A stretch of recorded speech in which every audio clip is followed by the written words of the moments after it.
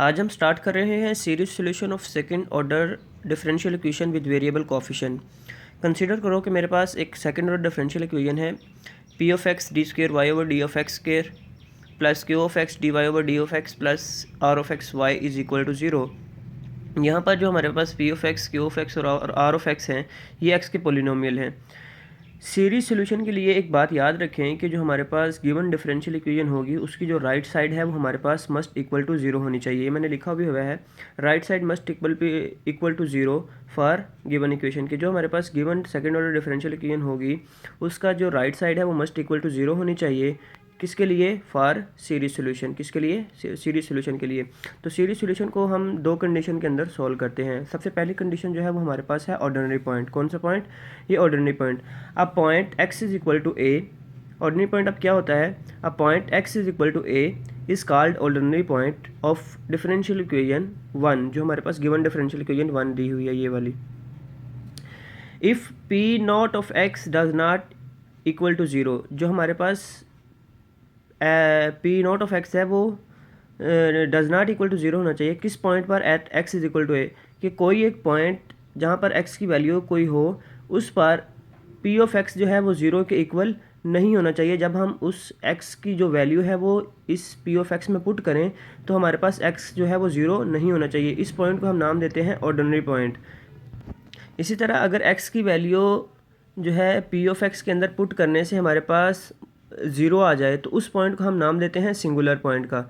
अगर हमारे पास एक्स की वैल्यू पी ऑफ एक्स के अंदर पुट करने से आंसर जो है वो ज़ीरो के इक्वल आ जाए देन हम उस पॉइंट को नाम देते हैं सिंगुलर पॉइंट का। A point x is equal to a is called singular point of differential equation 1 if P of x is equal to zero at x is equal to a, यानी कि x is equal to a पर P of x हमें zero दे देते तो उसको हम नाम देते हैं सिंगुलर पॉइंट का। इसी तरह आगे सिंगुलर पॉइंट की दो टाइप्स हैं, रेगुलर सिंगुलर पॉइंट और irregular singular point. Regular singular point के लिए हमारे पास दो कंडीशंस हैं कि limit x approaches to a पर जो है वो हमें फाइनाइट सोल्यूशन दे, और इसी तरह रेगुलर सिंगुलर पॉइंट के लिए हमारे पास ये दो कंडीशन है, y of x is equal to limit x approaches to a x minus A Q of x over P of x, ये हमें फाइनाइट सोल्यूशन दे। ठीक है। इसी तरह हमारे पास limit x approaches to a x minus a का whole square R of x over P of x, ये भी हमें जो है फाइनाइट सोल्यूशन दे। इन बोथ कंडीशंस के अंदर अगर हमारे पास डिफरेंशियल इक्वेशन का सोल्यूशन फाइनाइट होगा तो हमारे पास जो point x is equal to a है वो हमारे पास रेगुलर सिंगुलर पॉइंट होगा। अदरवाइज़ वो जो पॉइंट है वो हमारे पास इर्रेगुलर सिंगुलर पॉइंट होगा, क्योंकि वो फिर हमें x is equal to a पर इनफाइनाइट सोल्यूशन दे रहा है, इसलिए हम उस पॉइंट को नाम देंगे इर्रेगुलर सिंगुलर पॉइंट का। अगर हमारे पास पॉइंट जो है वो रेगुलर सिंगुलर है then we use the following series. हम उस वक्त जो है ये फॉलोइंग सीरीज यूज़ करेंगे, y is equal to summation n is equal to zero से infinity c n x power m plus n। ठीक है। और इस मेथड, ये जो मेथड है, ये जो सीरीज़ है, इस मेथड को हम नाम देते हैं फ्रोबेनियस मेथड का। ठीक है। इसी तरह हमारे पास अगर सोल्यूशन जो है फाइनाइट आ रहा है तो हम वो इक्वेशन यूज़ करेंगे। अगर हमारे पास सोल्यूशन जो है वो पॉइंट्स जो हैं ऑर्डिनरी या सिंगुलर हैं तो देन हम जो है वो ये वाली इक्वेशन यूज़ करेंगे, y is equal to summation n is equal to zero से infinity c n x power n। ठीक है। अब हम इसकी एग्जांपल कर लेते हैं। एग्जांपल करने से पहले हम देखते हैं कि अगर हमारे पास पॉइंट ऑर्डिनरी है और सिंगुलर है तो जो है वो हम इस इक्वेशन को यूज़ करते हुए सीरीज सोल्यूशन कैसे फाइंड करेंगे। तो इसको फाइंड करने के लिए हमारे पास कुछ स्टेप्स हैं, वो स्टेप्स आज हम देख लेते हैं। उन स्टेप्स में सबसे पहले हम अपनी इक्वेशन को लिखेंगे। इक्वेशन को लिखने के बाद चेक करेंगे कि वो हमारे पास पॉइंट जो है वो सिंगुलर है या नॉन सिंगुलर है। ठीक है। अगर सिंगुलर और ऑर्डिनरी है तो हम ये वाली इक्वेशन को यूज़ करेंगे। इस इक्वेशन को यूज़ करते हुए हम इसके जो है according to our differential equation हम इनके डेरिवेटिव्स फाइंड करेंगे। डेरिवेटिव्स को दोबारा उस इक्वेशन में पुट करने के बाद हम एक जनरल सोल्यूशन फाइंड कर लेंगे। ये हमारे पास 3 से 4 स्टेप हैं। ठीक है। एग्जांपल सॉल्व कर लेते हैं। इस एग्जांपल के अंदर हमने ये जो सेकंड ऑर्डर डिफरेंशियल इक्वेशन दी हुई है, इस डिफरेंशियल इक्वेशन को हमने जो है वो सॉल्व करना है सीरीज सोल्यूशन के ज़रिए से। सपोज करें कि ये एग्जांपल है X Y double derivative plus 2y dash plus xy is equal to 0, near x is equal to 0 और x इज इक्वल टू 1। हमने अब ये पॉइंट जो है हमें गिवन है x इज इक्वल टू 0 और x इज इक्वल टू 1, तो हमने क्या करना है कि x इज इक्वल टू 0 और x इज इक्वल टू 1 पे चेक करना है कि ये हमारे पास पॉइंट जो है वो सिंगुलर है, ऑर्डिनरी है या रेगुलर सिंगुलर है। तो जो जैसे पॉइंट्स आएंगे उसके अकॉर्डिंग हम जो है वो सीरीज़ सेलेक्ट करेंगे, देन हम सीरीज़ सोल्यूशन फाइंड कर लेंगे। तो x इज इक्वल टू 0 पे देखो पॉइंट जो है वो हमारे पास सिंगुलर है, क्योंकि p ऑफ x जो है वो हमारे पास इस इक्वेशन में x के इक्वल है। तो इसलिए जब p of x is equal to x है तो x की जगह पे जब हम 0 पुट करेंगे तो 0 पुट करने से हमारे पास p ऑफ 0 की जो वैल्यू वो 0 आ रही है। सो हमारे पास जो पॉइंट है वो क्या है, सिंगुलर है। इसी तरह जब हमारे पास दूसरा पॉइंट ऑर्डिनरी है, क्योंकि जब x की वैल्यू 1 p ऑफ x के अंदर रखते हैं तो p ऑफ x के अंदर जब x की वैल्यू 1 रखते हैं तो हमारे पास 1 के इक्वल आती है, जो कि डज नॉट इक्वल टू 0 है according to definition of ordinary point. p of x जो है जब डज नॉट इक्वल टू 0 हो तो वो पॉइंट हमारे पास कौन सा होता है, ऑर्डिनरी पॉइंट होता है। तो इसलिए मैंने पीछे भी डिस्कस किया था कि जब हमारे पास पॉइंट सिंगुलर हो और ऑर्डिनरी हो तो हम जो है वो सोल्यूशन सीरीज सोल्यूशन निकालने के लिए फॉलोइंग सीरीज यूज़ करते हैं, जो कि है y is equal to summation n is equal to 0 से infinity cn x power n। So हम इस सीरीज़ का पहले हम according to our differential equation, क्योंकि हमारे पास जो डिफरेंशियल इक्वेशन है वो सेकंड ऑर्डर है, इसलिए हम इसके दो डेरिवेटिव निकाल लेंगे, y डैश निकालेंगे और y डबल डैश निकालेंगे। देन हम क्या करेंगे, इसको उसी इक्वेशन के अंदर पुट कर देंगे जो हमारी मेन इक्वेशन होगी। क्योंकि हमारी मेन इक्वेशन जो है वो ये है, तो हम इसके अंदर y डबल डैश की जगह पर ये वैल्यू पुट कर देंगे।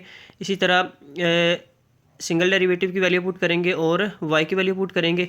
जब ये वैल्यूज़ पुट कर देंगे तो देन हम क्या करेंगे कि इसमें से x जो है x को अंदर मल्टीप्लाई करवाएंगे। मल्टीप्लाई करवाने से जो है यहाँ पर x की पावर यहाँ पे अलग कर लेंगे। जब x की पावर अलग होगी तो ये x की पावर -2 और x की पावर 1, तो ये हमारे पास फाइनल आएगी x की पावर n-1 आ जाएगी। ठीक है, इसी तरह जब हमारे पास ये सेकंड है इसको सॉल्व कर लेंगे, देन नेक्स्ट है इसको एज इट इज़ लिख लेंगे। ठीक है, आगे हम क्या करेंगे कि एक्सपेंड द सेकंड समेशन, जो हमारे पास सेकंड समेशन है इसको सोल्व करेंगे। इसको सोल्व इसलिए करेंगे क्योंकि यहाँ पर भी x की पावर जो है वो n-1 है और यहाँ पर भी x की पावर n-1 है। क्योंकि x की पावर सेम है लेकिन समेशन यहाँ पे सेम नहीं है, तो इसलिए हम इसको एक्सपेंड करेंगे और जो है वो हम यहाँ पर समेशन जो है वो जब एक्सपेंड करेंगे तो n की वैल्यू जब इसमें 1 पुट करेंगे तो ये हमारे पास 2c1 के इक्वल आ जाएगी। बाकी इसको एज इट इज़ लिख दो इधर, और जो हमारे पास ये है n इज इक्वल टू 2 के लिए वो ये आ जाएगी, और बाकी एज इट इज़ सेम इसी तरह ही नीचे आ जाएगा। सो अब इस इक्वेशन में से हम जो है वो summation n is equal to 0 n is equal to 2 cn x power n, ये इसमें से यानी कि इसमें से और इसमें से ये जो है कॉमन ले लेंगे। Summation n is equal to 0 से infinity cn x power n-1 दोनों में कॉमन है, तो इसलिए हम यहाँ से कॉमन ले लेंगे। तो जब कॉमन लेंगे तो हमारे पास बाकी क्या बचेगा वो हम नेक्स्ट देखते हैं। तो यहाँ पर देखें कि हमारे पास जब ये हमने x पावर n-1 और summation n is equal to 2 से c पावर n जो कॉमन ले लिया तो हमारे पास बचा n इंटू n-1 प्लस 2। बाकी जो summation n is equal to 0 से infinity cn x power n+1 plus 2c1 जो है वो हमारे पास एज इट इज़ आ गया, जो कि किसके इक्वल था, 0 के इक्वल है। इसी तरह now we can same the power of x by using indices method. Indices method जो है वो हमने कल क्लास में सीखा था कि इंडिसेस मेथड में ये होता है कि हमारे पास जब समेशन दिया हो, समेशन के साथ x हो, x की पावर हमने सेम करनी होती है। तो देखिए यहाँ पर x की पावर जो है वो n+1 है और यहाँ पर x की पावर जो है वो n-1 है। तो इसको सेम करने के लिए हम क्या करेंगे, लेट कर लेंगे कि समेशन ये इसको हम समेशन 1 का नाम दे देते हैं, इसको हम समेशन 2 का नाम दे देते हैं।